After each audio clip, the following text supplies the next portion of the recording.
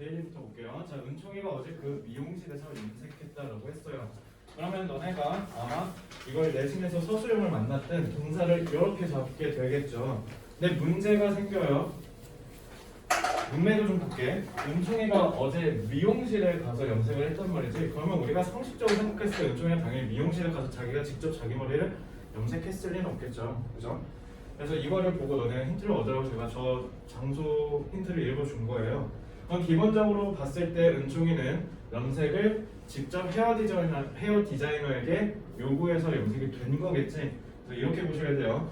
지난번에도 얘기했어요. 영어는 동사를 먼저 잡으셔야 된다고. 동사를 딱 잡았는데 염색한 거는 은총이가 아니죠. 은총이가 아니라 헤어 디자이너이기 때문에 만약에 은총이를 주어로 잡을 거면은 요걸 직접 하지 않고 간접적으로 영향력을 행사했기 때문에 반드시 어떻게 하셔야 된다. 헤드나 메이드를 썼어야 된다. 메이드 쓰셔도 돼요. 그래서 자기의 머리가 염색이 된 상태라고 하면 되겠죠. 그래서 여기에 목적어는 이렇게 하시면 돼요. 알겠죠? 그럼 바이라는 말은 물을 들이다라는 뜻이야. 그럼 너네가 만약에 여기다가 사역동사 동사 원형이지 이렇게만 알고 있으면 무슨 사태가 일어나? 은총이가 자기 은총이 머리카락 보고 가서 염색하고 오라고 한 거죠. 대단히 미친 듯이 되지. 그러니까 어떻게 해야 돼? 염색이 된 상태가 되도록 했다라고 해야 되니까 여기에다가 PP형 써야 돼요. 그리고 그 미용실에서 자 지난번에도 얘기했죠. 기본적으로 영어는 장소를 시간보다 먼저 써야 된다고요. 상업 문명이었기 때문에. 그래서 그 미용실이니까 in the beauty salon yesterday라고 하시면 답이겠습니다. 그렇죠? 그래서 직접 한 행위와 직접 하지 않은 행위를 구분하셔야 되고 반드시 주어 동사 순이 아니라 동사 주어 순으로 찾는 게 맞다라고 얘기를 드렸고요. 자 2번 나는 서관이가 그 숙제를 할 수도 있을지 물어보고 싶다라고 했네요. 물어보고 싶대요. 누가? 내가. 그러면은 이거는 쉽게 가면 되겠네. 그러면은 하고 싶다 뭐라고 하면 돼요? want라고 하면 되죠. I want. 그리고 물어보는 건 ask네. 서관아 여기 ask 쓰면 돼 안 돼? 안 되지. 동사 맞잖아. 그지? 그럼 want 나온 다음에 ask는 어떻게 바꿔야 될까? 자, 준동사는 형태상으로 의미상의 주어를 갖는다고 했어요. 그럼 그 자체는 의미적으로 뭐를 갖는다? 윤서야? 은총아 뭐를 갖는다? 성환이 뭐를 갖는다? 의미상으로는 형태상으로는 의미상의 주어를 앞에 갖고 얘 자체는 뭐를 갖는다? 해줄 황진이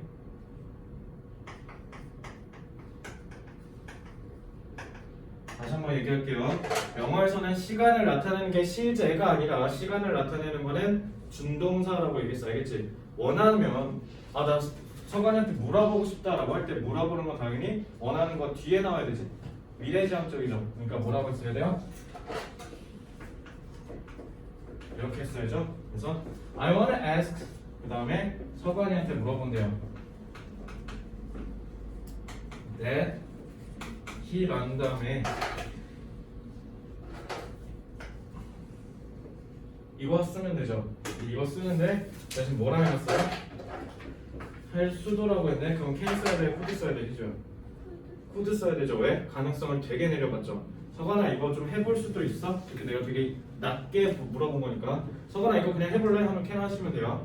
그래서 제가 어떻게 했죠? 서관이한테 예를 들면 내가 뭐 고3 거 영어 질문을 가져왔다 치자. 서관이 한번 이거 풀어보는 건 어때? 이런 식으로 되게 낮춰서 애가 부담되지 않게 물어보려고 하는 거지. 그럴 때 너네 반드시 어떻게 썼어야 돼? could라고 하시면 돼요. 그래서 이렇게 조동사를 너네가 자유자재로 쓸 줄 알아야 돼. 그 다음에 세 번째, 형진은 지구가 둥글다는 걸 어제 배웠대요. 자, 배우다가 동사네. 그럼 누가 배웠다? 형진이가 배웠으니까 여기에다가 형진이 그 다음에 어제 배운 거니까 과거 시제 쓴 대로 learned라고 하면 되겠네요. 그리고 이것도 너네 여기 보면은 지구가 둥글다는 거 지금 여기 또 동사 있죠? 그지? 그러니까 동사 두 개 쓸 때 쓰는 게 접속사. 이따가 배울 거야.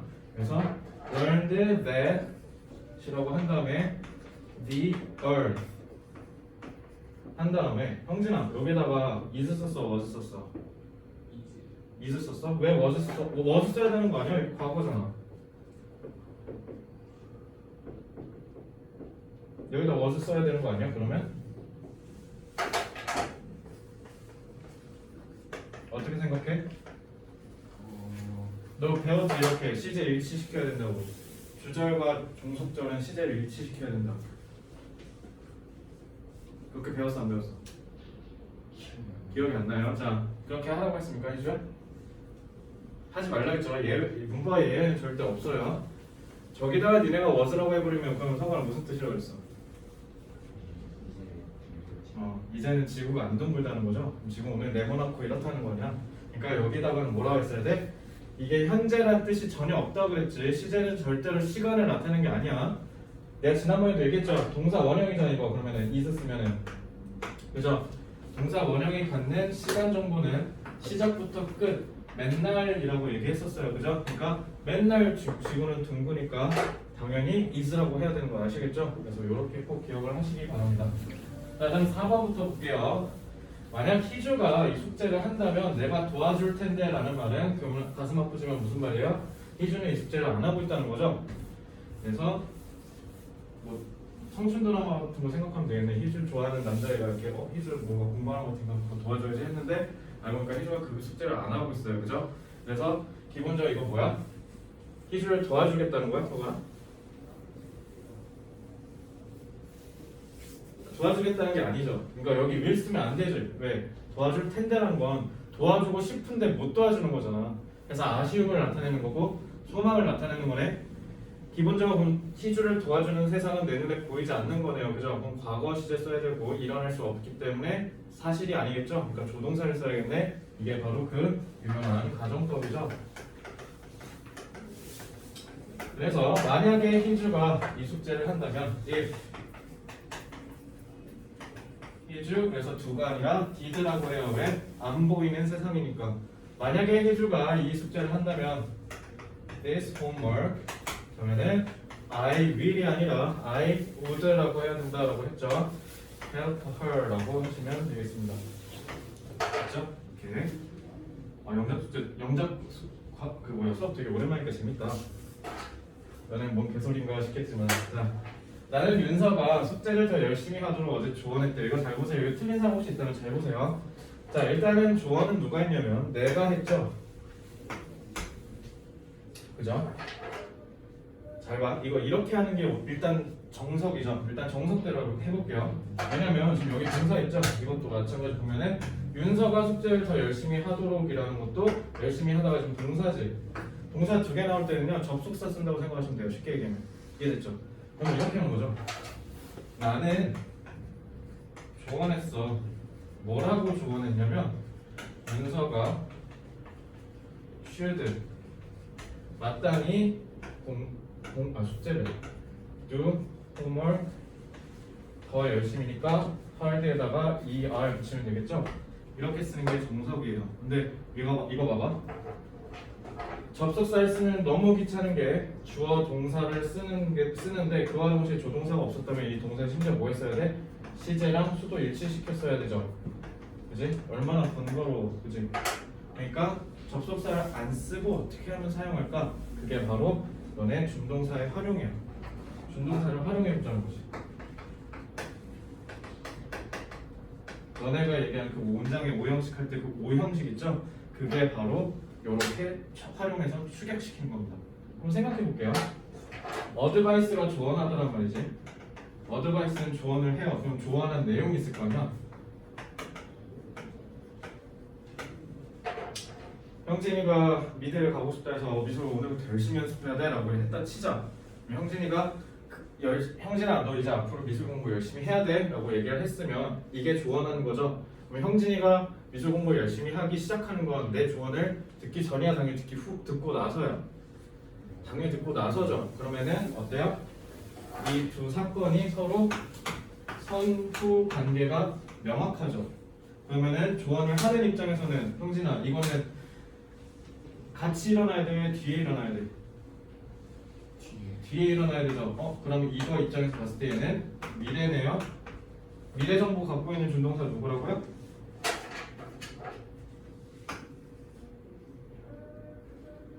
은총이 뭐지? to 부정사. 알겠지? 아까 했잖아. I want to. 그죠? 이렇게 하는 거야. to 부정사네. 그럼 서가나 바로 뭐 나와야 된다고? to 부정사 하자마자 바로 떠올려야 되는 거. 같이 해볼게요. 이래서 서랍 만들러 온 거야. 너네 서랍 오늘 만들었을 때 to 부정사, 부정사, 준동사. 준동사 무조건 뭐 떠올려야 된다? 의미상의 주어. 알겠죠? 의미상의 주어를 떠올려야 돼요. 그럼 앞에 무조건 뭐가 있어야 된다는 거야? 요게 있어야 된다는 거네. 그죠?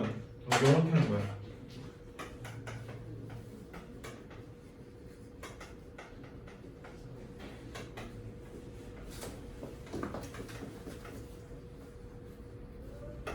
이렇게요.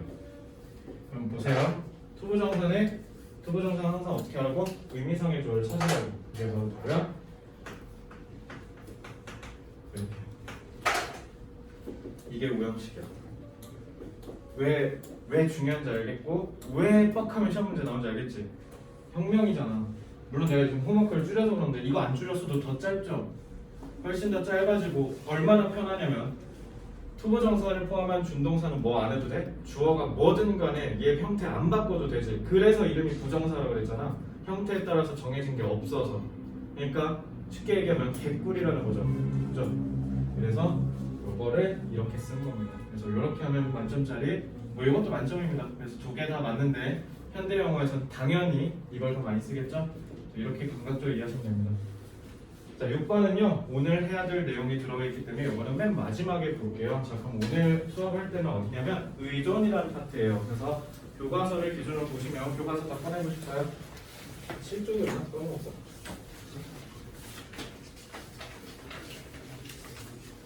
명사는 건너뛸게요. 10쪽 피시면 돼요. 명사는 사실 이거 수능 공부 안 하면 딱히 의미가 없어서 명사는 건너뛰도록 하겠습니다. 10쪽으로 올게요. 자, 오늘 배우는 내용도 당연히 엄청 중요하고요. 아마 다 못할 수도 있어요. 다 못하면 금요일날 이어서 할게요. 오늘 데일리 테스트 별로 안 어려웠지? 그지? 금요일에도 비슷하게 출제할 테니까 여러분들 감각적으로 연습해보세요. 오늘 진짜 영어 실력이 늘고 있을 겁니다.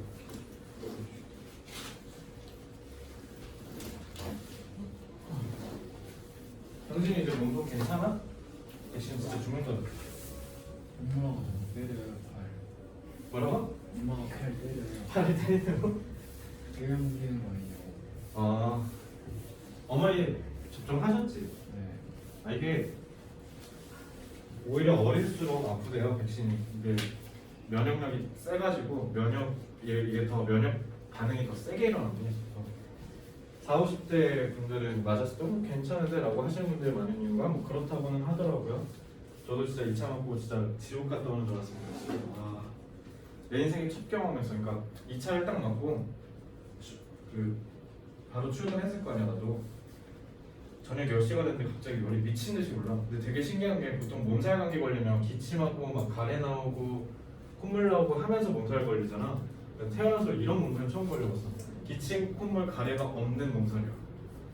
그냥 미친 듯이 아픈데 기침하거나 이러진 않아. 그래서 되게 낯설었어요. 그러면서 타이레놀을 먹고 계속 먹는데 37.5가 그 이하로 안 떨어지고 안 먹으면 39, 40 막 이렇게 올라가. 진짜 죽는 줄 알았어. 무섭지? 맞기 싫어졌지 갑자기. 오늘 제가 신문에서 읽었는데요. 그 치료제가 좀 있으면 한국에 들어오는데 1월 내로 들어오는데 이렇게 생각하면 안 된다고는 하더라고. 이제 치료제 있으니까 백신 안 맞아도 되겠네. 근데 치료제랑 백신이 한 역할이 다르대. 제일 좋은 건 백신 맞고 걸렸을 때 치료제 먹는 거. 이게 제일 좋다라고 하더라고요. 근데 본인이 그래도 전 안 맞으려면 맞지 마세요. 안 맞아도 됩니다. 자, 어쨌든 우리 오늘 배울 부분은요. 제가 1부가요. 제 문법 수업은 1부가 동사예요. 그리고 2부가 의존이고요. 그리고 3부는 축약입니다. 너네가 아까 본 게 축약이야. 원래 길게 썼던 거 줄인 거잖아. 그래서 그 문장이 오형식 할 때 그 오형식 같은 거 여태 배울 거고요. 자, 동사에선 기본적으로 문장을 어떻게 구성하는지, 영어의 문장을 어떻게 기본적으로 구성하는지를 배운 거야. 그럼 이제 두 번째 의존은 뭐냐면 어떻게 하면 문장을 길게 늘어뜨릴까라고 배우시면 생각하시면 돼요. 알겠죠? 근데 문제는 이 길게 늘어뜨리는 방법이 한국어랑 너무 정반대다라는 게 문제죠. 그래서 너네가 해석할 때 항상 어려움이 생기고 문제가 생기는 게 싹 다 의존 파트입니다. 자, 왜 제목이 의존이냐면 형제야, 의존이라는 말이 무슨 말일까? 의존이라는 말이 뭘까요? 벌써 내년이네. 생각해보세요. 내년에 고등학교 가시면 내년이네. 내후년에 고등학교 가시면 국어문법에서 의존 명사라는 걸 배울 텐데 그러면서 서간이가 생각했을 때 의존은 뭐야?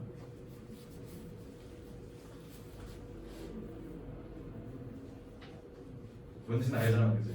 이제 뭐야 의존이? 의지? 의지한다, 기댄다. 그게 무슨 말을 얘기하는 걸까, 얘들아? 의지한다고 하는데. 따르는 애가 있다. 자, 비슷하게 가고 있어요. 은총이는 뭐라고 생각해요? 같이 가는 거 저거예요. 그럼 같이 간다는 말이 뭐야? 혼자 쓰면 된다.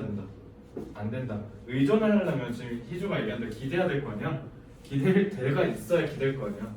얘가 없으면 쓸 수 있다 없다. 기댈 곳이랑 같이 다니는 거야. 알겠죠? 그래서 여기서 배우는 거는요. 얘는 혼자 못 쓴다라는 게 핵심입니다. 가령 이런 거예요. 전치사는 뒤에 무조건 뭐 와야 되면서요? 명사 와야 되잖아. 그럼 전치사는 혼자 못 쓰는 거야. 전치사는 반드시 뒤에 명사라는 애가 와줘야 해요. 알겠죠? 그런 원리를 다 배울 겁니다. 자, 그래서 누구랑 연결되는지 그걸 이해하셔야 돼요. 아시겠죠? 오늘 그 칠판에서 안 닦이지? 그러면은 형용사랑 부사를 먼저 좀 볼게요. 형용사랑 부사 그 앞에 써있죠? 10쪽에. 자, 여기서 어떻게 볼 거냐면 형용사랑 부사를 너네가 너무 어렵게 알고 있으면 안 돼. 그냥 되게 간단하게 알고 있으면 돼. 부사가 뭐냐라고 하면 뭐 문장 전체, 구호 뭐 어쩌고저쩌고 수식한 하지 마. 그거 하지 말고 그냥 딱 간단하게 보자. 형용사는요 명사의 상태를 설명하는 거예요.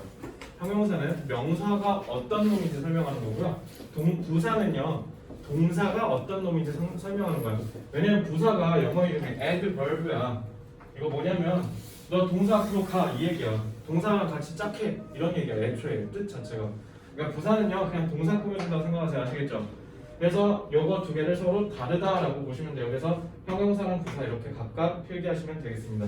형용사는 명사랑 친구고요. 부사는요 동사랑 친구다 이렇게 보시면 됩니다. 간단하죠? 요거 수능 때 미친듯이 많이 나와. 진짜 한 1년에 무조건 한 10번은 본다고 생각하시면 돼요. 되게 자주 나오거든요. 형용사랑 부사는 그래서 너무 어렵게 알고 계시면 안 돼요. 그냥 무조건 이렇게 생각하면 돼. 형용사 자리려면 반드시 얘가 명사랑 짝이어야 돼. 알겠지? 그럼 반대로 얘기하면 그러니까 형용사 혼자 쓸 수 있다 없다? 없다가 핵심이에요. 그래서 예를 들어 I am cute라고 했다 치자. 이거 좀 말이 좀 그런데 저는 귀여워요 라고 했다 쳐. 그러면은 서간이가 I am cute라고 하면 기본적으로 cute는 형용사잖아. 요거 왜 그런 거야? 내가 동사를 꾸며주는 게 아니라 나라는 사람의 성질을 얘기해주는 거죠. 이런 식으로 짝은 반드시 예어야 되는 거예요. 알겠죠? 이렇게 이해하시면 돼요. 그러면 이건 형용사 자리가 맞구나 라고 생각하시면 됩니다. 자, 그래서 마지막으로 다시 말씀드릴게요. 윤서야, 형용사는 누구 친구라고? 명사. 이것만 기억해. 알겠지? 형용사는 명사. 그러니까 봤는데 친구가 명사가 아니네? 그럼 부사라고 생각하시면 돼요. 됐죠? 자, 이제 대망의 가장 하이라이트. 여기서부터는 이제 필기 안 하셔도 돼요. 가볍게 보세요. 제가 너무 궁금한 게 이겁니다. 관계대명사 안 배웠다. 전 다 배웠어. 내가 지난번에 1부에서 동사에도 얘기했지. 배우면 뭐 하냐고. 아는 거랑 써먹는 건 다르다고 했지. 관계대명사가 뭐야, 희주야? 이어주는 거래요. 오케이, 그럼 희주의 말을 여기 한번 써볼게요. 이어주는 말이랍니다. 형진이가 생각하는 관계대명사는 뭐예요? 괜찮아, 틀려도 돼. 자신 있게 해봐.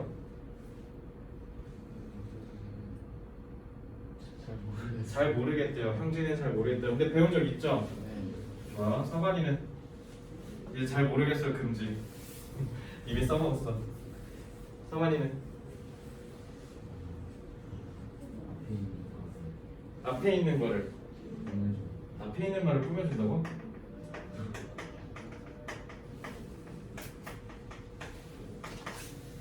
왜 너가 말하고도 어이가 없어? 자, 은서는요?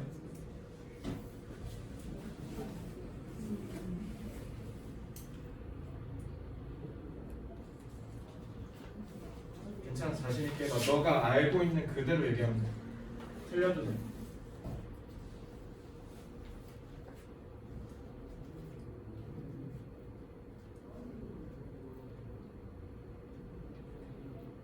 그럼 여기에 있어? 너가 생각하는 답이 여기 있어 혹시? 그냥 서관이가 했던 걸 부가하면? 그럼 여기에서 부가해서 뭐야? 앞에 있는 말 그거 설명하는 아, 부가 설명한다? 앞에 있는 말을 부연 설명한다? 끝? 끝이야? 예. 자, 마지막 은총이.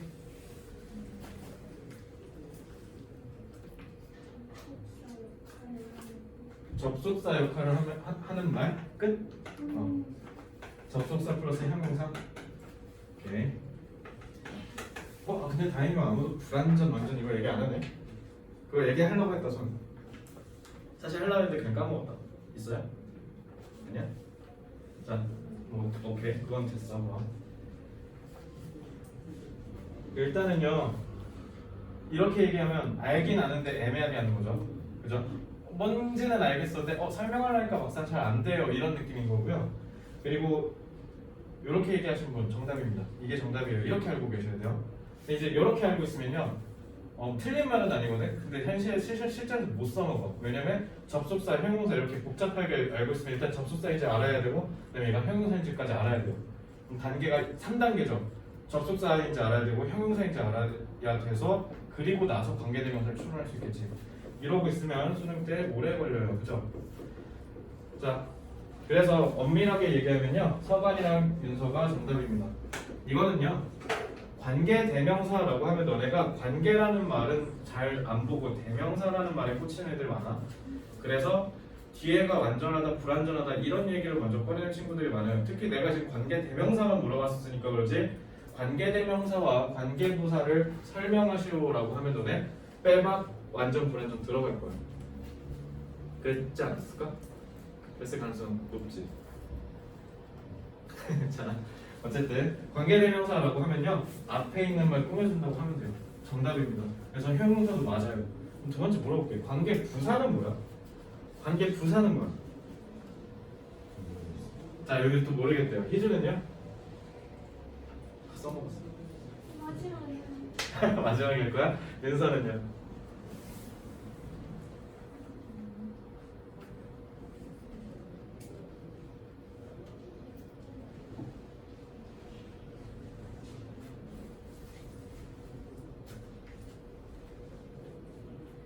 은총이는요?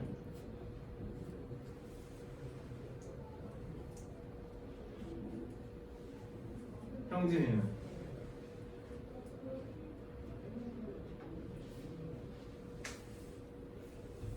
자, 돌아왔어.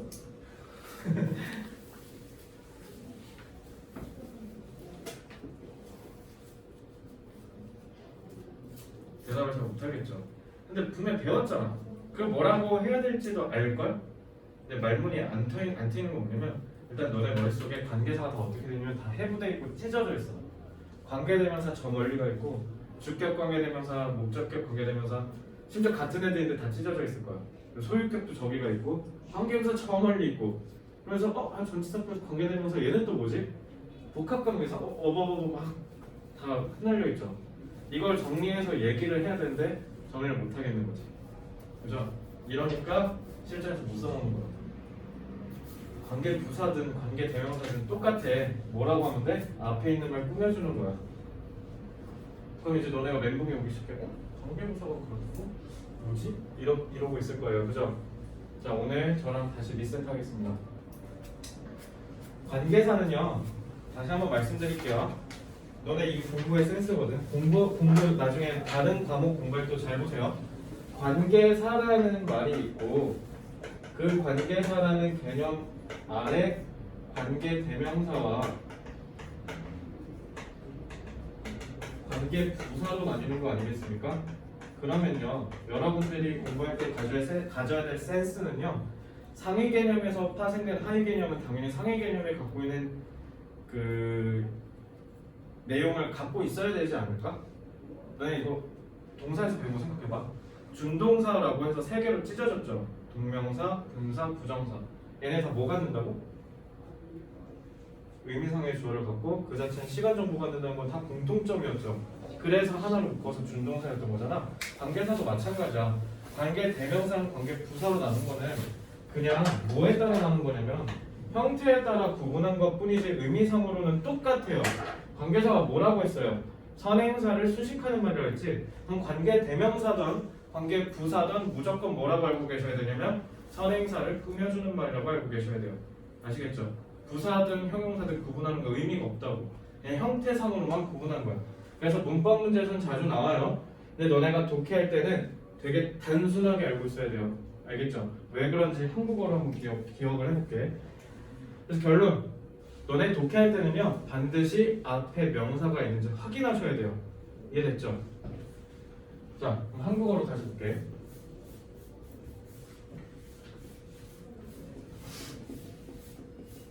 나는 컴퓨터 게임을 잘하는 사람이 좋다 라고 했을 때 보세요.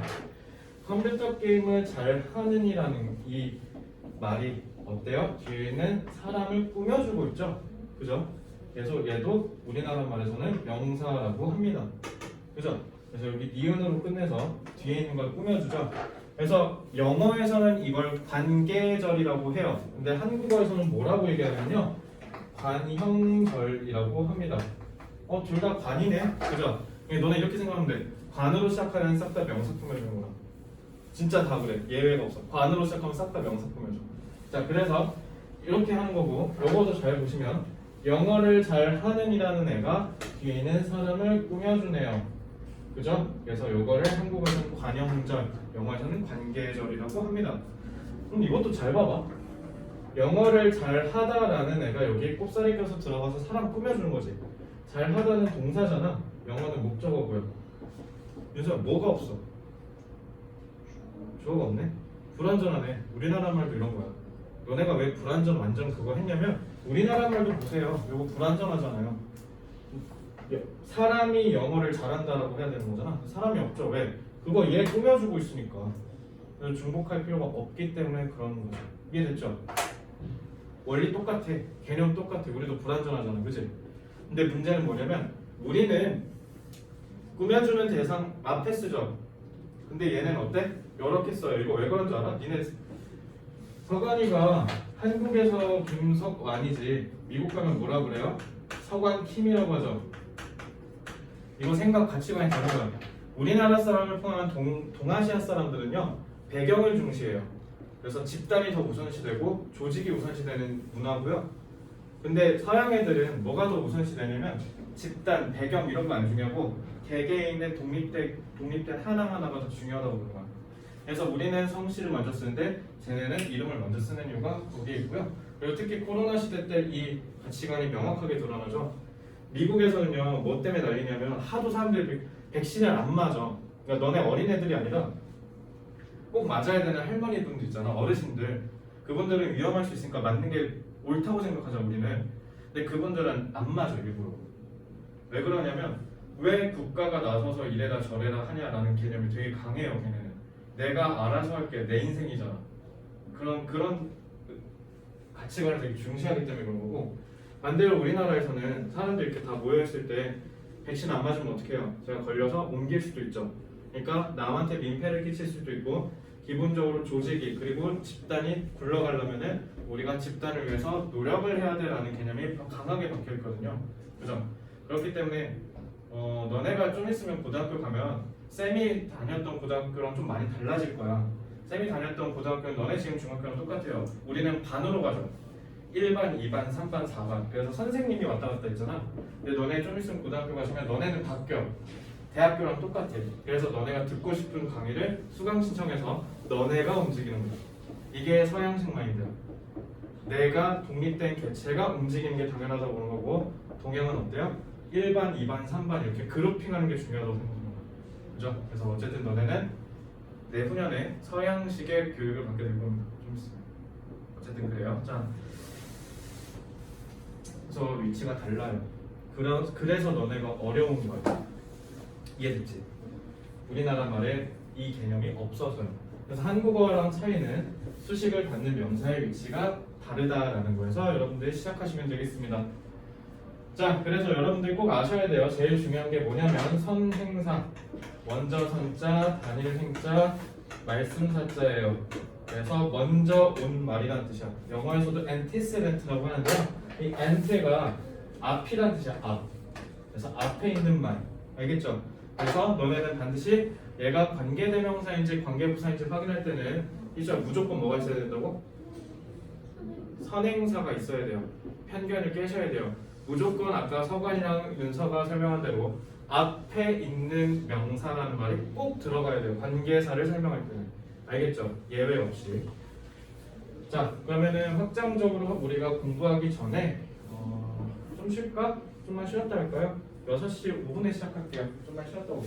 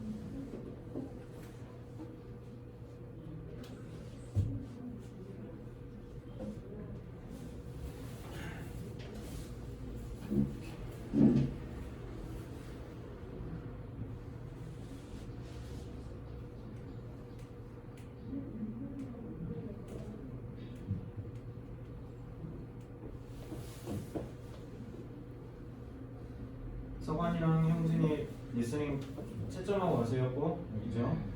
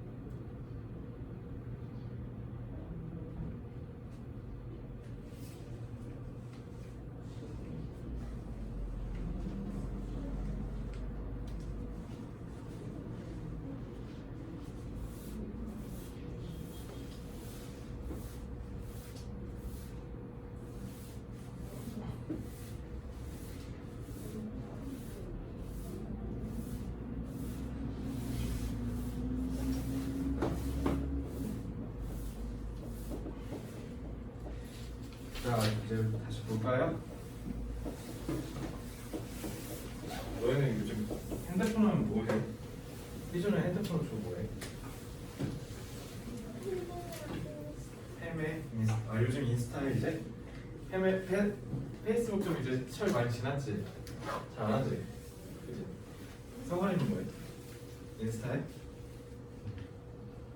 아니요. 난 인스타를 만들긴 했는데 잘 안 하거든? 중학교 1학년 애가 갑자기 내 사진에 좋아요 하는 거야.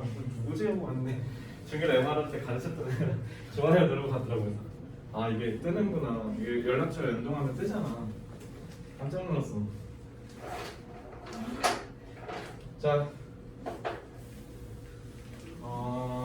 그 다음에 이제 보면요. 너네 관계대명사 배우면 아마 너네 갖고 있는 문법책에 이렇게 돼 있을 거야. 표로 주격, 막 목적격, 소유격 막 이렇게 돼 있는 거 있잖아.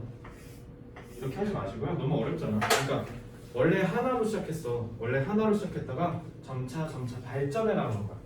그래서 영어도 마찬가지예요. 우리나라 말은 관계절 만들 때 쉽게 얘기하면 뒤에다 니은만 붙이면 돼요. 축구를 잘하는 선수 이런 식으로 니은으로 끝나죠. 이렇게만 하면 쉽거든. 그러니까 이런 면에서 또 영어 조금 어렵죠. 그래서 너네가 영어에서 관계절이 조금 어려운 이유예요. 그래서 너무 어렵게 생각하지 마세요. 그냥 대에서 출발하시면 됩니다. 형제야, 대시 무슨 뜻이야? 저거. 진짜 이 의미에서 그대로 빌려온 거야. 원래 대시 관계대명사인 게 아니라 한 대시 적어 가르칠 때 쓴 거잖아. 그거 그대로 빌려서 쓴 거예요. 간단하죠. 대신 그래서 적어 내지는 적어순이라고 합니다. 그래서 지시 대명사, 지시 형용사 이게 뭐냐면 that is my car. 저거 내 차야. 라고 하면 대신 대명사죠. 이렇게도 할 수 있죠. That car is mine. 저 차 내 거야. 그죠? 그래서 이 감각에서 출발하는 겁니다. 잘 보세요. 그래서 저 지시 대명사가 접속사 대시되는 거고요. 그리고 저 지시 형용사가 관계사가 되는 거예요. 그럼 결론 해석하면 이렇게 되는 거죠. 뭐뭐 하는 것 얘는 뭐뭐 하는 이렇게. 그죠? 그래서 요게 바로 접속사는 명사가 되는 거고요. 관계사는 형용사가 되는 거예요. 내가 왜 인트로에서 형용사 부사 가르쳤는지 알겠지? 그러면은 관계사는 무슨 역할인 거야? 윤서야? 방금 얘기했듯이 형용사는 그지? 형용사 누구 친구라고? 명사. 그리고 순서도 정해져 있죠. 이렇게. 알겠죠? 관계대명사가 그래서 품사가 뭐라고? 형용사. 그럼 관계부사는? 형어. 그렇지. 이렇게 안 낚이면 돼.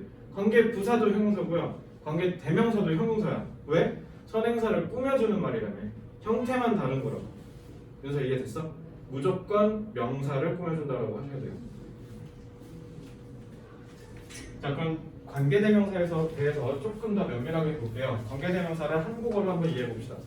자, 선행사가 나오고 주격 관계대명사가 나오고 이렇게 나온다고 했잖아. 쌤 같은 경우는 표기법이 다른 선생님은 조금 다른데 관계대명사가 즉 관계사 영어로 relative라고 그래요.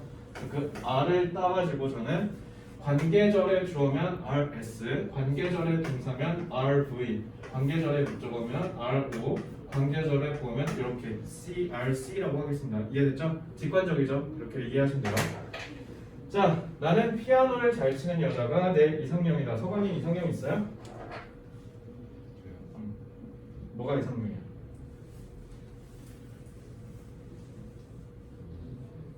좋아해주기만 하면 돼? 희준 혹시 이상형 있어?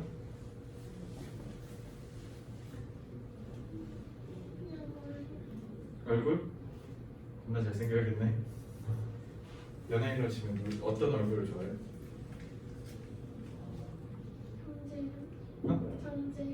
정재윤이 누구? 아 미안해 나 잘 몰라. 누구지? 정재윤이 누구야?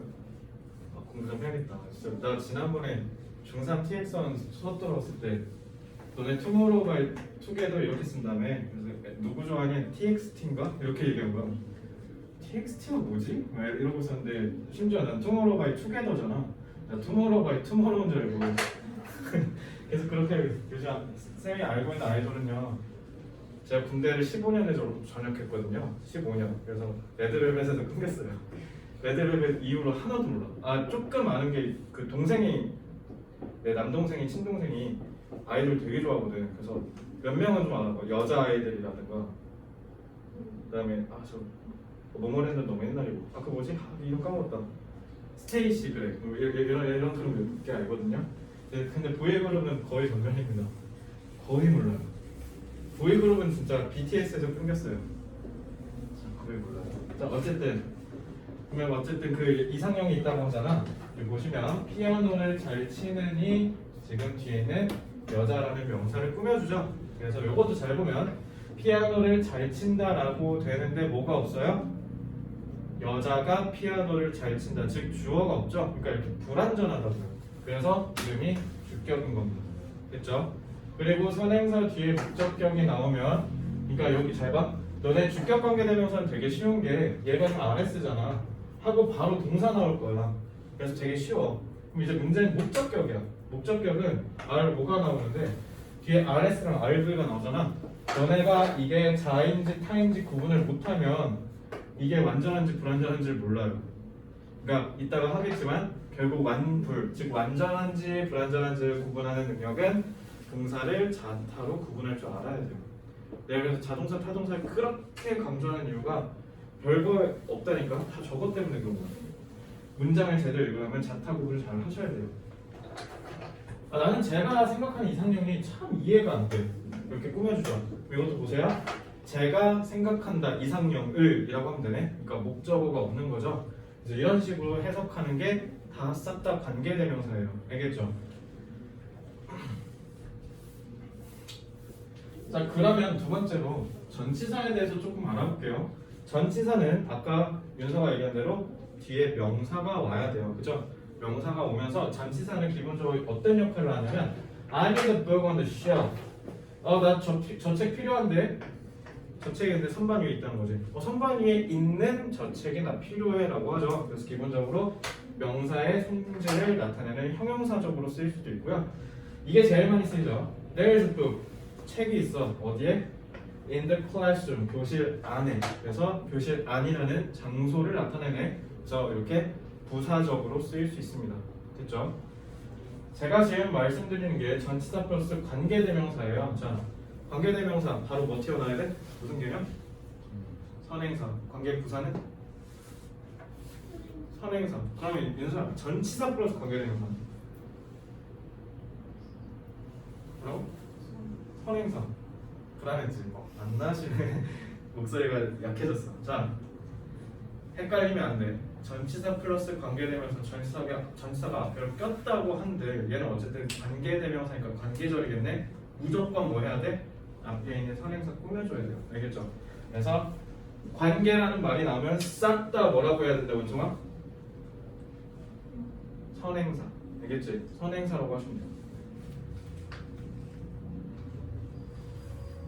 즉 관계대명사가 가리킨 게 선행사라는 거죠.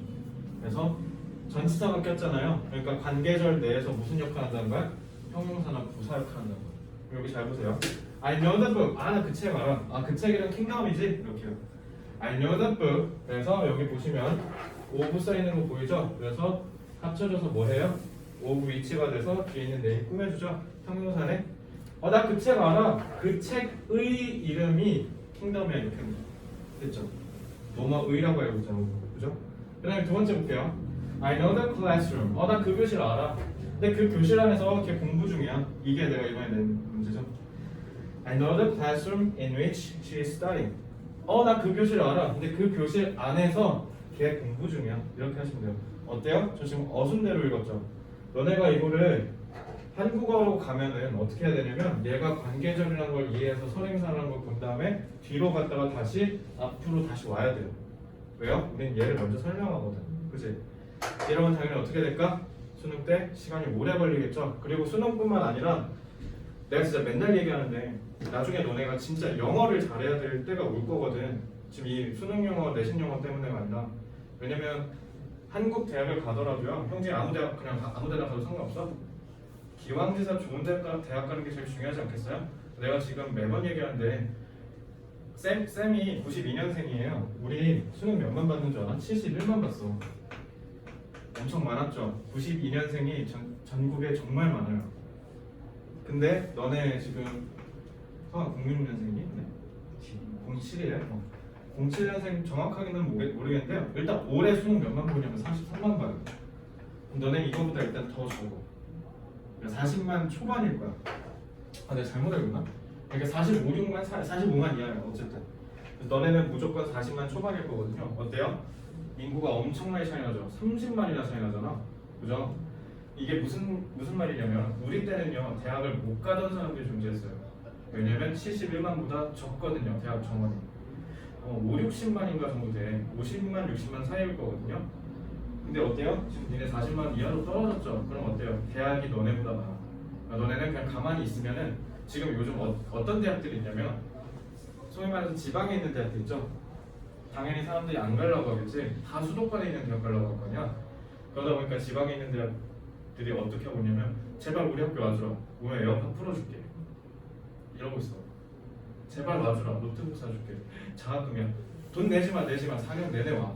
제발 와주라. 지금 이러고 있어 진짜로. 그러니까 대학이 너네가 고3 되면은 지금 있는 대학들이 다 사라져 있을 거야. 3년 후에. 그래서 여러분들은 대학을 가는 게요. 우리 때는 필수였어. 안 가면 큰일 나는 것처럼 얘기했어 어른들이. 대학을 안 가면 진짜 사회에서 버려진다고 얘기를 했거든요. 우리 엄마 아빠 세대 그리고 우리 세대까지. 근데 너네는요 대학을 안 나와도 돼. 솔직히 극단적으로 얘기하면. 그죠? 근데 대학을 안 나와도 된다라고 얘기하는 케이스가 다 누군지 알아? 아이유 막 이런 진짜 대학교 쓸데가리 하나도 없는 애들 있지. 그러면서 성공한 사람들. 치고는 그런 사람들 빼면은 대학은 다 나오시는 게 좋아요. 그냥 대학에서 좋은 걸 배우는 게 아니라 대학이라는 게 기본적으로 그 사람을 증명하는 꼴이 되거든. 기본적으로 예를 들어 내가 연구대 나왔다고 누나 우와 이럴 거 아니야. 기본적으로 그러면 그게 뭘 뒷받침하는 거야? 이 사람은 10대 때 열심히 살아서 기본적인 근성이 있는 놈이겠구만. 이런 게 사회적으로 증명이 된다고. 그래서 대학을 나오는 건 전 대단히 유효하고요. 아직까지는 중요하다라고 생각해요. 근데 대학을 가면 너네가 알겠지만 내가 지난번에 얘기했잖아. 정말로 다양한 사람들이 모여. 그래서 너네가 배울 수 있는 기회가 되게 무궁무진하고요. 저는 개인적으로 얘기했을 때 대학을 안 나왔으면 정말 크게 후회했을지도 모르겠다는 생각이 들어요. 근데 기왕지사 가는 건 좋은 대학을 가야 된다라고 제가 말씀을 드리는 이유는 좋은 대학에 좋은 사람이 진짜 많거든. 내가 존경하는 교수님들도 계시고 내가 존경하는 선배들도 있고 내가 좋아하는 후배들과 동기들도 있겠죠. 이게 진짜 중요한 자산이야. 너네 인생을 살아가는 데 있어서. 그거는 아무나 못 얻는 거죠. 그래서 여러분들이 공부하는 이유가 거기에 있는 겁니다. 알겠죠? 그래서 그 대학은 다 서울에 있다고 그냥 쉽게 생각하시면 돼요. 서울에 있는 대학 가시면 됩니다. 근데 서울에 있는 대학 가려면 전교 300명이나 쉽게 몇 등 안에 들어야 될 거야? 전교 한 명 20, 30등? 맞습니다. 20등 안에 드시면 돼요. 내후년에 고등학교 가셔서요 학교에서 내신 시험 보실 거 아니에요? 20등 안에 드시면 돼요. 알겠죠? 그러니까 지금 너네가 열심히 하는 이유가 그것 때문에 이해가 됐나요? 자, 그래서 이거를 꼭 이렇게 기억하셔야 돼요. 자, 그러면 전치사 플러스 관계대명사가 쓰이면 너네가 왜 완전하다고 하는 거야? 아까 형용사는 부사는 꾸며주는 말이라 했지. 필요가 없죠. 수식어니까. 얘네는 누구들의 각각 꼬봉이야. 형용사는 명사의 꼬봉이고요. 부사는 동사의 꼬봉이잖아. 결론적으로 얘기하면 얘네들은 없어도 되니까 완전하다고 하는 거예요. 쉽게 얘기하면. 이해됐죠? 자, 그럼 잘 봐봐. 저거라고 가리키는 대사에서 출발해서 관계대명사 만들었죠. 그리고 그걸 활용해서 전치사를 껴서 하나의 형용사와 부사 역할을 만드는 걸 하나씩 만들었지. 자, 그럼 이제 원어민의 확장적 사고는요 더 추가돼요. 그러니까 여기서부터 이제 추가되기 시작하는 거야. 이렇게 표현하면 더 짧아지잖아. 이렇게 표현하면 더 쉬워지는데? 라는 그 직관성에 따라서 발전하기 시작합니다. 그래서 관계부사가 생긴 거야. 관계부사가 원래 떡하니 있었던 게 아니라 나중에 발전하면서 생긴 거예요. 알겠죠? 자, 아직 얘네 남았지? 이제 이거 한번 활용해 볼게. 자, 아까 이거 봤죠? 자, 전치사 플러스 관계대명사 뭐 떠올려야 된다고? 이렇게 선행사가 아니 힘들어 하자. 나 알아 그 책. 근데 그 책의 이름이 킹덤이야. 이렇게 했죠. 지금 워드 프로세서 치니까 너네가 타이핑하는데 문제가 없지만 옛날로 가볼게. 컴퓨터가 없던 시절에 영어는요 필기체를 쓸 때 어떻게 했겠어요? know the book 했을 때 of 한 다음에 띄었어야 되잖아. 이렇게 썼단 말이에요. 그럼 단점이 뭐예요? 끊어서 써야 되니까 불편하죠. 그래서 한 단어로 뭐 쌈박한 표현 없나? 해서 생긴 거야 진짜로. 그래서 어떻게? 이렇게 줄어들었죠. 이게 소유격 관계대명사가 탄생한 배경입니다. 발전하는 거죠. 한 단어로 표현할 수 있잖아. 자 이것도 봐. 나 그녀 알아. 그녀 아들 의사야. 나 그녀 알지. 이거 봐. 원래 끊어서 썼지. 그러면 귀찮잖아. 필기체 쓸 때 이렇게 한다면 어떻게 해야 돼요? 이렇게 필기체로 이렇게 써야 돼요. 그러면 귀찮으니까 어떻게 할 거야? 하나로 합친 거야. 그래서 아까 접속사 관계사 물어볼 때 접속사라고 얘기하신 친구들이 얘기한 원리가 요거예요. 알겠죠? 자, 그럼 관계부사도 볼게요. 관계부사도 마찬가지로 관계대명사가 발전한 거예요. 어떻게 발전했는지 볼게요. 자, I know the classroom in which. 걔 거기 안에서 공부 중이야. 어떻게 했죠? 그거 아니잖아. 그럼 장소네? 그럼 where이라는 의문사 빌려서 쓰면 되겠네. 라고 해서 관계부사 where 생긴 거예요. 됐죠? 그리고 나 그날 알아. 우리 처음 만났잖아. 우리 처음 데이트 거기서 했잖아. 이 얘기죠? 날짜네? 그래서 이걸 어떻게 한 거야? when으로 줄인 거야. 알겠죠? 이제 관계부사 무조건 뭐 있어야 된다고? 선행사. 발전한 거야 관계대명사. 간단하지? 근데 관계부사가 조금 다른 게 뭐냐면 선행사가 생략될 때가 있어. 언제냐면 뻔할 때 이런 거. 일단 그 날이잖아. 그날은 굳이 없어도 되죠. 그냥 이걸로 퉁치면 되잖아. I know when we first met. 우리 언제 처음 만났는지 알아. 이렇게. 그죠? 이러면 선행사가 생략됐다고 보시면 돼요. 되게 간단하죠?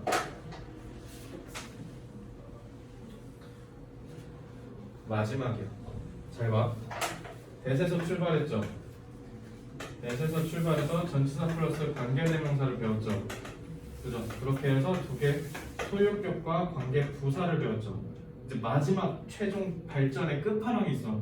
그게 관계대명사 what이야. 얘만 다르게 보시면 돼요. 영진아 이거 싹 다 바로 뭐 떠올려야 된다고? 바로 느리도다. 이제 뭐라고? 형제 뭐라고? 선행사. 얘네 싹 다 선행사 써야 돼. 근데 얘는 그걸 더 초월하는 거야. what이 뭐야? 무엇이란 뜻이죠. 보세요. 나 뭐 가져와야 되는지 기억나 라고 했다 칠게요. I remember the thing. 나 그거 기억나. I bring the thing. 나 그거 가져와야 돼. 이거 두 개 섞은 거잖아.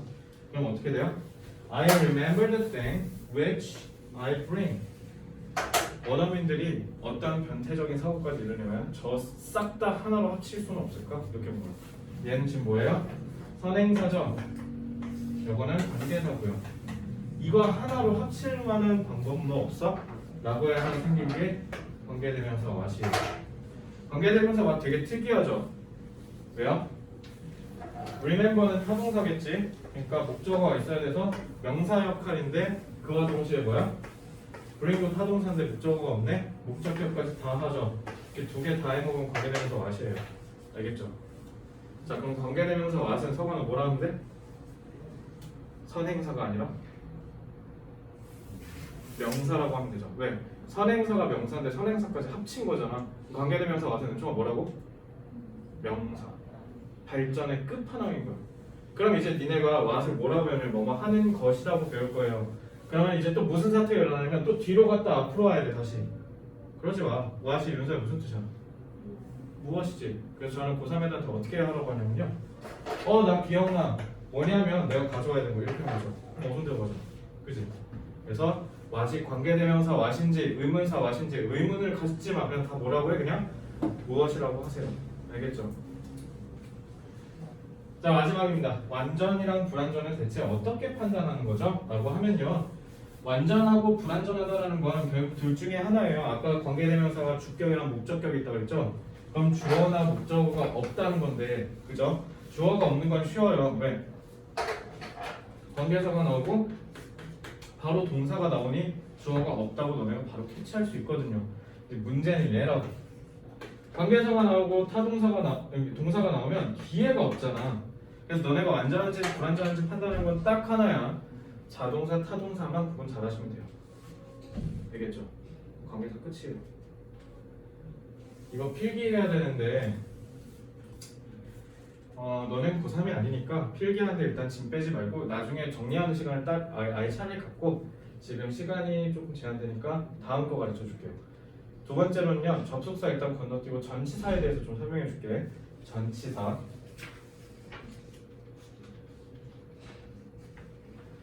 왜냐면 전치사 플러스 관계대명사를 배웠으니까 전치사를 먼저 하는 게 좀 더 좋을 것 같아요. 자, 전치사 맨날 헷갈리지 않아? 너네가 일단 나는 중학생 때 그랬어. 중학생 때 항상 내신하면 학교 선생님, 학원 선생님 다 뭐라 가르쳐 줬냐면 아까 했던 거 있잖아.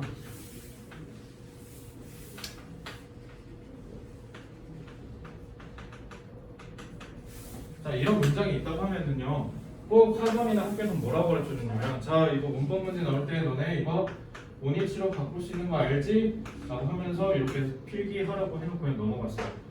내가 그때 중2인가 중3 때 제가 제주도 살 때요, 이름이 까먹 제일학원인가를 다녔어요. 거기에 있는 영어쌤한테 물어봤거든. 쌤, 근데 왜 웬이 지난번에 가르쳐 주신 데는 이위치로 바뀌었는데 왜 저긴 또 원위치예요? 라고 했는데 선생님이 일단 그냥 외워라고 하셨어요. 그래서 저는 그런갑다 하고 외웠죠. 너무 궁금한 거야. 신기해, 궁금하잖아. 왜 원위치였다, 인위치였다, 에디치였다 맨날 바뀔까? 나만 그랬어. 자, 오늘 그거 풀어줄게요. 전치사가요, 사실 되게 어려워요. 전치사가 왜 어렵냐면 쌤이 사실 영어 공부 정말 열심히 했다고 생각은 스스로 하고 있긴 한데 집에 영어책 이만큼 있거든요. 근데 한 허리 높이보다 높이 있을 거야. 다 쌓으면 한 요 정도 있어요. 다 사는데 한 4, 500만 원 썼어요. 그러니까 다는 안 읽었어. 한 여기서 한 요만큼 정도는 그래도 다 읽었거든요. 그래서 너네 이렇게 가르쳐주고 싶어서 정말 공부 열심히 했어. 근데 전치사는 솔직히 말할게 잘 모르겠어. 전치사는 너무 어려워. 그러니까 전치사는 내가 진짜 이만큼 공부한 거 없거든. 근데 공부를 해도 끝이 없어.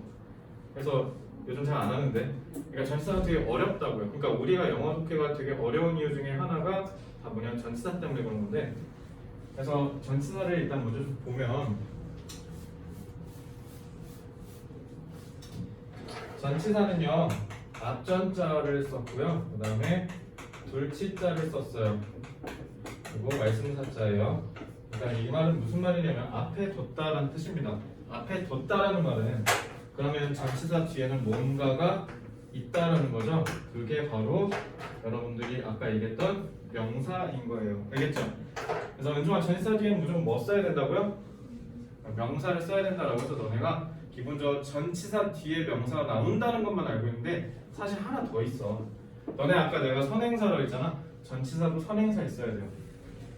그 말은 뭐냐면 전치사는요, 명사가 하나만 나오면 안 돼. 두 개 나와야 돼. 그래서 이런 거야. 전치사는요, 명사가 앞에도 있어야 되고 뒤에도 있어야 돼요. 바로 이런 거죠.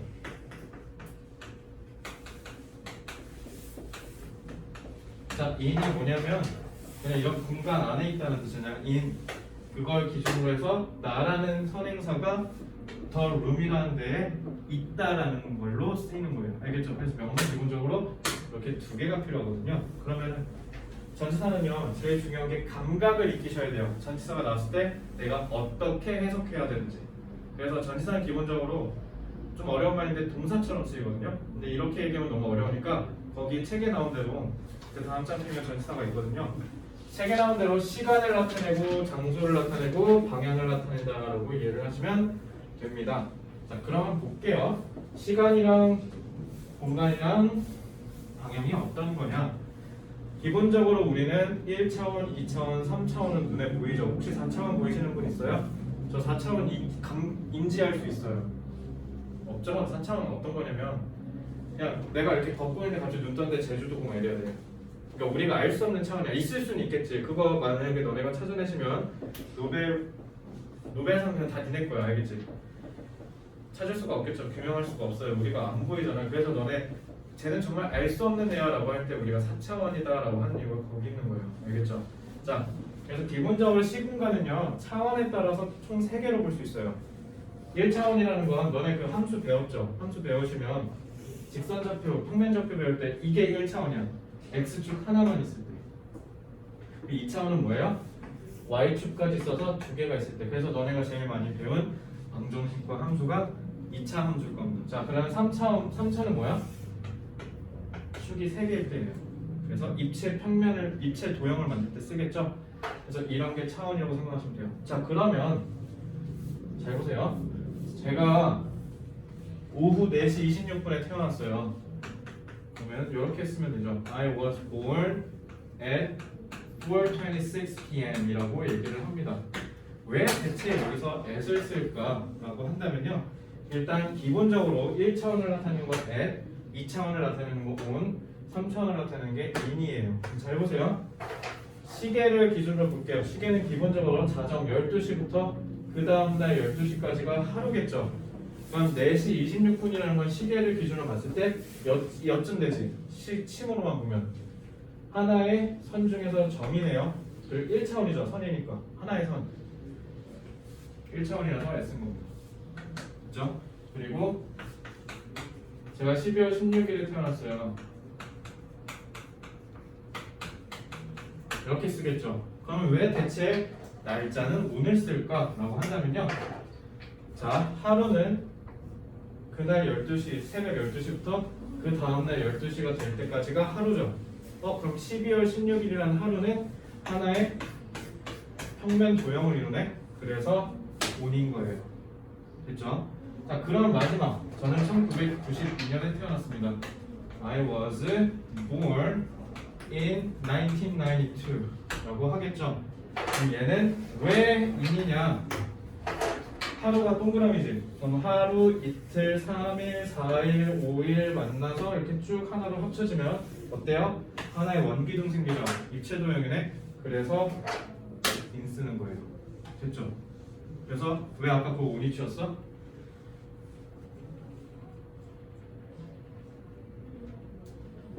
이거 왜 온이 치야? 하루라며. 그 날. 그래서 온이 치야. 이해됐죠? 자, 그러면 공간도 똑같아요.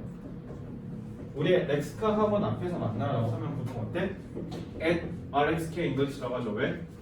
장소를 이렇게 선으로 좁게 표현한 거잖아. at, 그죠? 그래서 at이 이런 느낌인 거야. 그럼 2차원.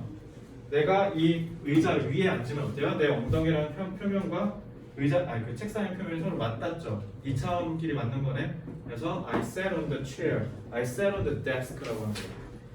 너네 지금 교실 안에 있죠? 왜요? 3차원 공간 안에 있잖아. 그지? 이렇게 하는 게 전치사입니다. 쉽지? 끝. 이것만 알고 있어도 돼요. 피곤하지? 2차로 조금 오늘 조금만 더 쉬자. 35분에 시작할게. 2분만 더 쉬세요. 이런 강의 너무 빡세겠나?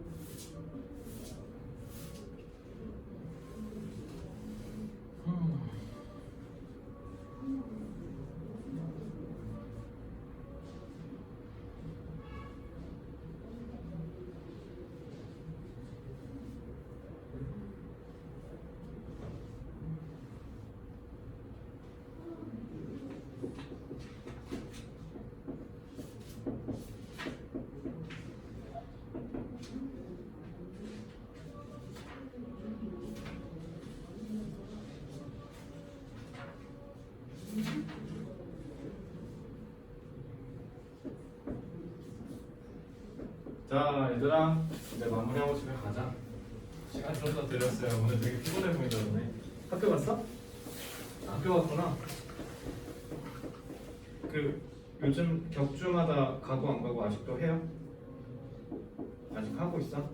이번 주 그래서 힘들구나. 자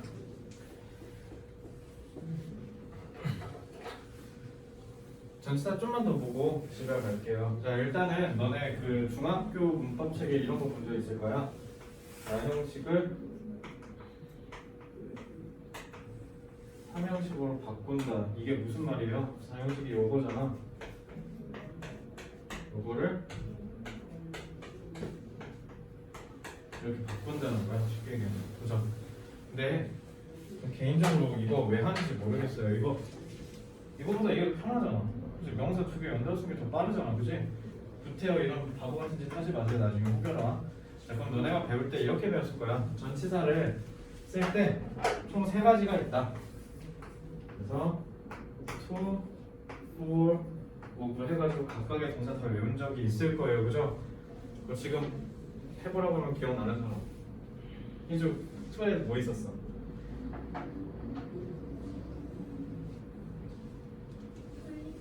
어? 플리가 뭐야? 아 bring. 그쵸? 성환이는 for. 바이. 기억력 쩐다. 기억 다 하네. 그리고 성환이 너 이거 했지 않았어? 내가 중에 MX1에서? 그래요. 표정이 그랬나요? 표정이네요. 성환이 원래 중에 MX1은 계속 있다가 별로 넘어간 거지. 비내신 했다가 그지? 자 초랑 포를 이해하면 됩니다. 초랑 포는요 기본적으로 무슨 뜻이냐면 A라는 지점에서 B로 간다. 그래서 포랑 투는요 핵심 뜻이 뭐뭐로 향한다는 뜻이야. 내가 동사적 느낌이 좀 강하다고 했죠? 그러니까 향한다라고 쓸 때 쓴 게 포나 투예요. 차이점이 좀 있다.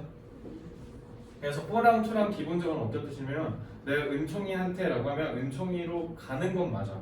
포랑 투는. 근데 포는요 가다가 내가 갑자기 윤서한테 꺾을 수도 있는 거야. 그래서 내가 은총이 쪽으로 가긴 가. 근데 확실하게 은총이 쪽으로 끝까지 갈지는 모르겠어라고 쓸 때는 포를 쓰는 겁니다. 알겠죠? 근데 반대로 어떤 거예요? 투는요 내가 은총이한테 가기로 했으면 결국 은총이한테 간다는 뜻이야. 니네 그래서 이거 내가 아까 초보정사 기본으로 미래지향이라고 했잖아. 이거 잘 봐. 너네 서울에 오신 걸 환영합니다. 표지판 뭐라 했어? Welcome to 서울이라고 돼 있거든요. 서울로 갈 것을 환영합니다가 아니잖아. 서울 다 왔을 때 나오는 표지판이죠. 투가 왜 그러냐면 그래서 기본적으로 도착한다는 뜻이 내포되어 있기 때문에 그런 거야. 그래서 드디어 오셨군요. 환영합니다. 이거고요. 나이스 투 미추도 마찬가지야. 성함이 아직 안 만났는데 나이스 투 미추 이상하잖아. 딱 만나 나이스 투 미추 이렇게 얘기하는 거잖아. 그죠? 이것도 결국은 만나게 됐다라는 뜻인 거예요. 알겠죠? 자, 그래서요. 또는 도달을 안 할 때 쓰는 거고 얘는 도달을 한다라는 걸 상정하고 확실하게 정하고 얘기하는 겁니다. 그래서 아까 얘기한 bring, give 이런 거 있죠? 얘네는 왜 to를 써야 되냐면 이런 거야. 내가 희주한테 이 펜을 준다고 해요. 내가 give 주는 행위를 하잖아. 그럼 이거 주는 행위 할 때 바로 희주한테 가지. 그래서 to라고 하는 거야. 근데 아까 buy, cook 이런 거 있죠? 이런 건 어떠냐면 희주가 나한테 이거 포인터 펜 필요하대. 그래서 내가 다이소 가서 살라고 했어. 다이소 가서 이걸 산다고 해서 이게 바로 희주한테 가나요? 아니죠? 사서 내가 들고 있다가 줘야 되지. 방향성은 맞는데 바이를 하는 순간 이걸 한다고 해서 희주한테 가는 건 아니잖아. 그래서 포 쓴 거야. 알겠죠? 그래서 투랑 포가 이런 차이가 좀 있어요. 그래서 전치사는 이렇게 보시면 되고요. into는요 기본적으로 뭐냐면 in이랑 to예요. in이 아까 내가 뭐라 했어? 3천 공간이라고 얘기했죠. 거기에 to 가는 거니까 뭐뭐 안으로란 뜻이야. 합성된 거야 in이랑 to가. 뜨면은요 이거 어떤 뜻이냐면 이터널스 본 사람 있어요? 재밌어? 볼 가치 있어? 생각보다 재밌었어. 생각보다 재밌어? 마동석 되게 웃기게 나와. 마동석 그 와중에 거기 가서 우주 가서도 뺨 때린다며. 우주 가서도 외계인 뺨 친다는데. 그런데요. 그 감독이 마동석 뺨 치는 연기만 계속 모아서 보고 이 사람 무조건 캐스팅해야겠다라고 했다는데. 그래서 형사 뭐라고? 재밌다고? 재밌었어요. 재밌었어요? 심야로 볼 거니까 내가 지금 진짜 고민 중인데 요즘 그 영화관 풀렸잖아. 팝콘 먹어도 되잖아. 영화관에서 내가 마지막으로 먹은 팝콘이 알라딘이었어. 알라딘. 19년 5월이더라고. 그러니까 19년 5월에 와 그때 이후로 극장을 한 번도 안 봤어요. 이제 좀 가볼까. 2년 넘었잖아. 근데 어쨌든 내가 마블 얘기 왜 했냐면 그 특히 마블의 아이언맨 같은 애들이 건물 이렇게 있으면 막 외계인이랑 싸운답시고 막 건물 와장창창 뚫고 가잖아. 이게 스루야. 스루는요 반드시 한쪽에서 뚫었으면 밖으로 나와야 돼. 알겠죠? 그래서 너네 그 스루가 뭐야? 너머를 인생으로 겪다라는 뜻이 이래서 있는 거야. 이렇게 쭉 풍파를 겪어왔던 거지. 스루는 기본적으로 한쪽에서 뚫어서 뚫고 나가야 돼요. 이게 스루예요. 알겠죠? 자, 그 다음에 across는 어떤 뜻이냐면 이거요. 이쪽에서 이렇게 가는 거. 쉽게 얘기하면 렉스캉 학원을 기점으로 해서 저 반대쪽으로 건너가는 거예요. KFC 쪽으로 건너가는 느낌이 across요. 이렇게 가로질러서 가면 돼요. 알겠죠? 이게 across고요. 그다음 against는 이거 좀 중요해요. 이거 꼭 기억하세요. against 같은 경우는 어떤 뜻이냐면 내가 이렇게 가고 있잖아. 희주가 반대로 이렇게 보고 있지. 그럼 나는 희주 가는 방향에 반대로 가고 있다 했을 때 쓰는 게 against야. lean이 기대다라는 뜻이거든요. 기대는 거. 그래서 너네 벽에 기댄다고 했을 때 내가 아까 가르쳐준 게 on이었죠. 이차원 평면끼리 이렇게 서로 마주보고 있는 거. 근데 여기서 lean on이라고 하시면 안 돼요. 이거 왜 그러냐면 이거는 왜 lean against냐면 내가 이렇게 누르고 있을 때 이 지금 문이 나를 받치고 있지. 그러니까 문이 향하는 힘과 내가 문을 향한 힘이 서로 반대죠. 그러니까 내가 이렇게 하고 있을 때 내가 기대지는 거잖아. 그래서 이걸 lean against라고 해야 돼. 이런 느낌이 다 against야. 그러면은 go for랑 go against도 이제 좀 이해가 되겠죠? 예를 들어 희주가 쌤 오늘 수업 5분만 일찍 끝내세요 라고 했을 때 너네가 다 go for 하면 뭐야? 희주의 의견에 향해서 간다라는 거지. 그래서 go for가 찬성하다고요. go against는 뭔 소리야 5분이라도 더 배워야지 라고 해서 반대하면 go against예요. 표정들이 다 그럴 리가 없는 표정이네. 자, above는요. above는 무슨 뜻이냐면 이렇게 바로 위에 있는 거지. 위에 이렇게 이걸 기점으로 해서 요 정도 있는 거 이런 걸 다 above라고 한다고 생각하시면 되고요. beneath는 이거 밑에. 좀 있으면 크리스마스는 생각해보니까 그 크리스마스 트리 밑에 니네 선물 있다 할 때 그런 느낌이 beneath야. 알겠죠? 야 벌써 크리스마스야 세상에. 올해 좀 빨리 간 거 같지 않아? 코로나 때문에. 그치? 나만 그런 거 아니지?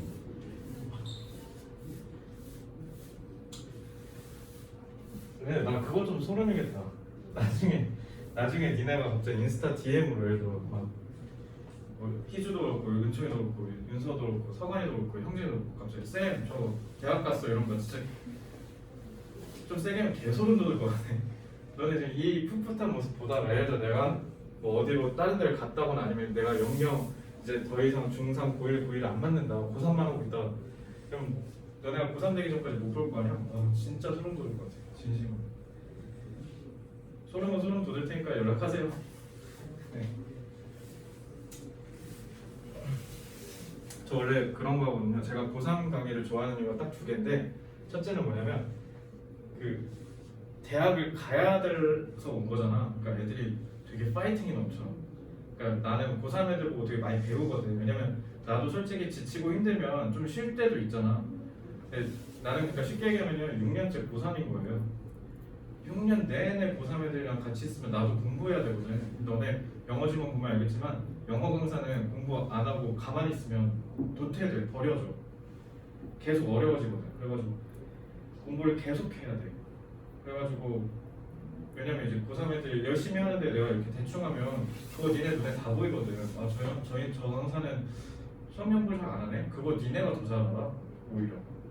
그래서 열심히 하는 모습을 안 보이면 고3은 절대 강의할 수가 없거든요. 난 그 파이팅이 좋아서 그래. 아직은 내가 솔직히 너네 눈에는 늙었지만 그래도 나 아직 젊거든요. 만으로도 아직 20대예요. 만 28세예요. 12월 16일 안 됐잖아. 만 28세입니다. 그래서 아직 손흥민이랑 동갑이야. BTS 애들이랑 보통 비슷하고요. 또래가. 그래서 좀 그런 게 있나 봐. 아직은 도전하고 싶은 마음이 좀 더 크고, 그리고 애들 막 대학 가려고 이렇게 아둥바둥 하는 거 보면 되게 멋있어. 나 개인적으로. 그래서 나중에 내가 어디에 있던 저는 뭐 계속 너희들 대학 보내주는 거 도와주고 있겠죠. 내가 뭘 하고 있다 강사를 안 하고 있을 수도 있겠지만 어쨌든 그와 비슷한 일을 하고 있을 겁니다. 그래서 연락하세요. 여러분들 기억할 자신 있으니까. 그리고 저 뭐지? 두 번째는 이제 어른이잖아. 좀 있으면 이제 끝나면 이제 다 같이 1년 동안 개고생했잖아. 그럼 나 보통 이제 내년 되면 애들 술 사주거든요. 그러니까 너네가 먹고 싶은 술 있으면 다 얘기하고 다 사줘. 다 불러 모아가지고 파티 열어주고 그러거든요. 그게 좀 재밌더라고. 그게 좀 신기하잖아. 분명 엊그제까지는 애였는데 몇 개월 딱 지나니까 같이 어른이라고 술 먹고 있는데 나 이게 너무 귀여운 거야. 너무 재밌고. 이 두 가지가 좋아서 고3 수업을 못 버리겠어요. 너무 재밌어서. 저는 딱 하나예요. 너네한테 그래서 늘 얘기하고 싶은 게 나 너네한테 공부 열심히 하라는 말 잘 안 하잖아. 왜 그런 줄 알아? 내가 열심히 안 해서 그래. 열심히 하는 게 뭔지 몰라.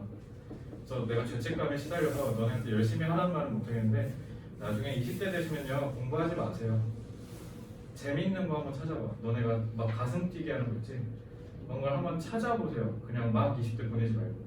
제가 지금 이 자리에 서 있는 이유는 딱 하나야. 돈을 많이 벌어서도 아니고 뭔가 명예로워서도 아니고 아무것도 아니고 그냥 재밌어서 하는 거야. 진짜 딱 하나야. 꿀잼이어서.